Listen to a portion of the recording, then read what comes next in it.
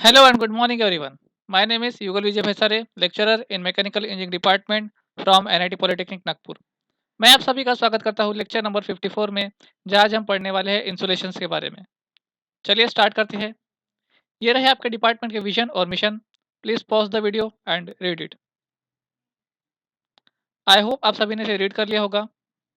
पिछले लेक्चर में हमने पढ़ा था फैंस और ब्लोअर्स के बारे में, और आज हम पढ़ने जा रहे हैं इंसुलेशन के बारे में। और ये रहे आपके program outcomes to be achieved. Insulation की क्या आवश्यकता होती है? तो देखो, आप लोगों ने थर्मोडायनामिक्स का लॉ पढ़ा होगा कि हमेशा जो हीट होती है वो हायर टेम्परेचर से लोअर टेम्परेचर की तरफ फ्लो करती है, हायर टेम्परेचर से लोअर टेम्परेचर की तरफ। तो आपने जो रेफ्रिजरेशन सिस्टम यूज़ किया है, तो रेफ्रिजरेशन सिस्टम में आपको जो फ्रिज का जो सिस्टम मेंटेन करना है वो क्या मेंटेन करना है? कम मेंटेन करना है ना? तो कम मेंटेन करोगे तो क्या होगा, बाहर की हीट जो है वो अंदर की तरफ आने की बहुत ज़्यादा कोशिश करेगी। और अगर बहुत की ज़्यादा हीट अगर अंदर की तरफ आने की कोशिश किया, तो क्या होगा, अंदर का टेम्परेचर क्या हो जाएगा, गर्म हो जाएगा। तो इसीलिए आपको क्या करना पड़ेगा, उसको अवॉइड करने के लिए क्या करना पड़ेगा, इंसुलेटिंग मटेरियल लगाना पड़ेगा। ठीक है, ताकि वो हीट को रेजिस्ट कर सके। ठीक है, इसलिए हम लोगों ने क्या किया, एक इंसुलेटिंग मटेरियल लगा दिया।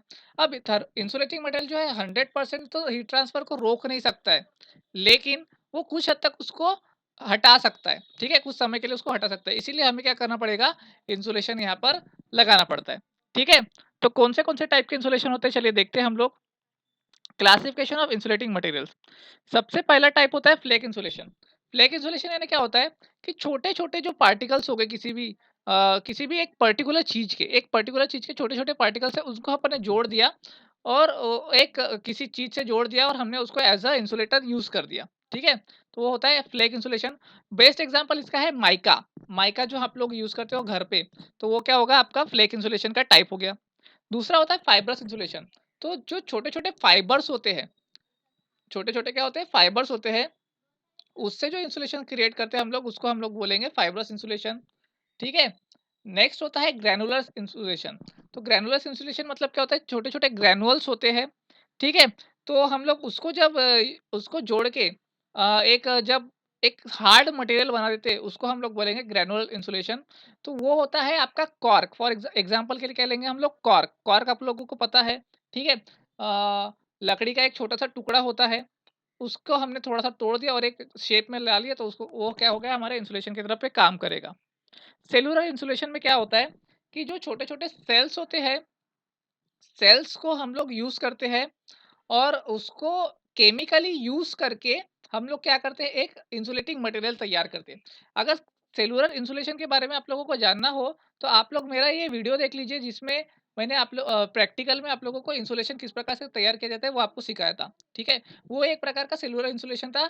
एग्जाम्पल के तौर पे क्या था, वो पॉलीयूरेथीन या फिर हम लोग यूरेथीन यूज करते हैं। ठीक है, रिफ्लेक्टिव इंसुलेशन यानी क्या होता है, आप लोगों ने रिफ्लेक्टिव इंसुलेशन अपने थर्मोडायनामिक्स में पढ़ा होगा। वो क्या होता है, एक प्रकार की शीट होती है। वो शीट क्या करती है, आप जो भी हीट आती है उसको क्या करेंगी, वो एकदम से रिफ्लेक्ट कर देंगी। मान लो आपने ये शीट रख दी और यहाँ से कोई हीट आ रही है, तो क्या करेंगे, उसको रिफ्लेक्ट कर देंगी, आगे जाने ही नहीं देंगी। तो हम लोग क्या करेंगे, रिफ्लेक्टिव कुछ चीज यूज करेंगे। तो ये होता है आपका रिफ्लेक्टिव इंसुलेशन। आई होप सभी को समझ में आ गया होगा कि क्लासिफिकेशन क्या होते हैं इंसुलेशन मटेरियल के। आगे देखते हैं इंसुलेटिंग मटेरियल्स कौन से हम लोग यूज कर सकते हैं। तो सबसे पहला जो मटेरियल होता है वो कॉर्क। कॉर्क को हम लोग बहुत ज्यादा यूज करते हैं। दूसरा होता है ग्लास के वूल। तो ग्लास के छोटे छोटे फाइब्रस मटेरियल्स होते हैं, तो हम लोग उसको भी यूज करते हैं। Fibre glass, polyurethane foam. Polyurethane foam को याद रखिएगा, हमको इसके डिटेल में पढ़ना है क्योंकि इसके ऊपर बहुत ज्यादा क्वेश्चंस पूछे जाते हैं। सेलोटेक्स एक मटेरियल होता है, तो सेलोटेक्स मटेरियल भी बहुत ज्यादा इंपॉर्टेंट होता है इंसुलेटिंग मटेरियल के लिए। ओके, उसके बाद कैपॉक। कैपॉक एक मटेरियल होता है जिसकी हीट थर्मल कंडक्टिविटी थोड़ी कम होती है, इसीलिए हम लोग इसको भी ज़्यादातर यूज़ करते हैं। ठीक है, और रिफ्लेक्टिव इंसुलेशन तो आप लोगों को अभी बताया मैंने, रिफ्लेक्टिव इंसुलेशन यानी क्या होता है। तो रिफ्लेक्टिव इंसुलेशन हम लोग यूज़ करते हैं। तो मैंने आपको बताया था पॉलीयूरेथीन फॉर्म के बारे में। तो पॉलीयूरेथीन फॉर्म क्या होता है, एक सेलुलर इंसुलेशन होता है। मैंने अभी आपको समझाया था सेलुलर इंसुलेशन क्या होता है। उसका टेम्परेचर रेंज आप लोग ध्यान में रखिएगा कि -200 डिग्री से लेकर तो 120 डिग्री सेल्सियस तक के वो काम करता है। ठीक है, ये बहुत ज़्यादा इंपॉर्टेंट हमारे लिए, इसीलिए हम लोग इसको यूज़ किया जाता है ज़्यादातर। ठीक है, एप्लीकेशंस कहाँ पे होंगे, तो डोमेस्टिक रेफ्रिजरेटर और वाटर कूलर्स में हम लोग यूज़ करते हैं इसको। ओके, थर्मल कंडक्टिविटी कितनी रहेंगी सर, तो इसकी रहेंगी 0.021 वैट पर मीटर केल्विन। ठीक है, और वेपर परमेबिलिटी मतलब कितना वेपर्स को वो परमेट कर सकता है अपने अंदर, तो वो क्या रहेगा 5.84 इंटू 10⁻³ माइक्रोग्राम मीटर पर सेकेंड न्यूटन। ठीक है, तो आपको ये जो बॉक्स मैंने आपको अभी समझाया, इसको आप लोग रट लीजिए क्योंकि इसके ऊपर आपका एमसीक्यू का क्वेश्चन बन सकता है। ठीक है, मैं बनेगा ही नहीं बोलो, लेकिन बन सकता है पॉलीथिन फोम के ऊपर। ओके, तो प्रॉपर्टीज क्या होनी चाहिए इंसुलेटिंग मटेरियल की। ठीक है, तो सबसे पहला तो हमारे पास थर्मल प्रॉपर्टीज उसकी हमें हमें देख लेना पड़ेगा। थर्मल प्रॉपर्टी में हम लोग क्या देखेंगे उसका वाला, सबसे पहले तो हमको देखना पड़ेगा कि सबसे पहले तो हमें उसकी थर्मल कंडक्टिविटी की प्रॉपर्टी हमें देखनी पड़ेगी। थर्मल कंडक्टिविटी जो प्रॉपर्टी होनी चाहिए, वो उसकी जितनी लो होगी उतना हमारे लिए अच्छा है। ठीक है, जितनी उसकी लो होगी उतना हमारे लिए अच्छा है। ओके, तो यहाँ पर मैंने कुछ थर्मल प्रॉपर्टीज दी है कंडक्टिविटी, जैसे ब्रिक की कितनी होती है, सॉफ्टवुड की कितनी होती है, तो आप इसको भी एक बार पढ़ लीजिए। देखिए मैंने आपको बताया था पॉलीयूरेथेन फोम का थर्मल कंडक्टिविटी इसका बहुत ज्यादा कम होता है। ठीक है, मैकेनिकल प्रॉपर्टीज यानी क्या होगा कि उसमें कितनी वो उसमें लोड, उसमें टेंशन वगैरह जो अगर आएगा तो वो कितना वो उसको सहन कर सकता है। मान लीजिए आप लोगों ने फ्रिज का दरवाजे के सामने आपने देखा होगा एक इंसुलेटिंग मटेरियल लगा होता है। ठीक है, अगर आपने उसको बहुत ज़्यादा लोड लगा दिया तो ऐसा ना हो रहा जाए कि वो एकदम से पिचक जाए। ठीक है, तो पिचक जाएगा तो उसकी प्रॉपर्टी खराब हो जाएगी। ठीक है, सो उसको लोड सस्टेन करना भी आना चाहिए। और लास्ट होता है उसकी फिजिकल कंडीशन। फिजिकल कंडीशन यानी क्या होता है उसकी, उसमें इन्फ्लेमेबिलिटी कितनी होगी, क्या वो ऑर्डरलेस है या ना है, उसमें मॉइस्चर कंटेंट कितना है, तो ये सारी चीज़ें भी बहुत ज़्यादा मायने रखती है। ठीक है, तो हम लोग इसको भी थोड़ा सा डिटेल में देख लेते हैं। एक आइडियल इंसुलेटर का प्रॉपर्टीज क्या क्या होनी चाहिए। उसकी थर्मल कंडक्टिविटी लो होनी चाहिए, उसमें स्ट्रेंथ होनी चाहिए, ठीक है, ताकि वो कुछ भी सहन कर सके। उसका वेट थोड़ा अच्छा होना चाहिए, इतना भी ज़्यादा नहीं हो कि आपके रेफ्रिजरेटर का या एयर कंडीशनिंग का बहुत ज़्यादा लोड बढ़ जाए, वेट बढ़ जाए। ठीक है, या फिर उसमें ऑर्डर भी नहीं होना चाहिए।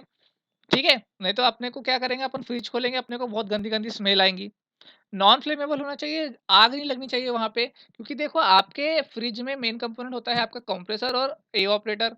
एवापोरेटर से क्या होगी, हीटिंग वगैरह होगी, तो वो आग नहीं पकड़ना चाहिए उसको। ठीक है, केमिकल स्टेबिलिटी होनी चाहिए उसमें, मॉइस्चर रेजिस्टेंस होना चाहिए, क्योंकि देखो आप लोग मॉइस्चर के साथ खेल रहे हो वहाँ पर, और अगर मॉइस्चर रेजिस्टेंस नहीं होगा और आपका इंसुलेटर क्या हो जाएगा, खराब हो जाएगा। ठीक है, तो ये लो कॉस्ट भी होना चाहिए। तो ये कुछ प्रॉपर्टीज होती है आपके आइडियल इंसुलेटर की। ठीक है, सो आई होप सभी को समझ में आ गया होगा हमने क्या देखा आज इंसुलेटिंग मटेरियल के बारे में।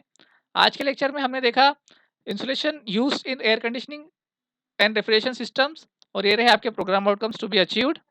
क्वेश्चन किस प्रकार से पूछेगा आपको, आपको बोलेगा कोई भी 4 टाइप बताओ इंसुलेटिंग मटेरियल के जो कि यूज करते हैं हम लोग, और उसका आपका एक एक एग्जांपल दे दो।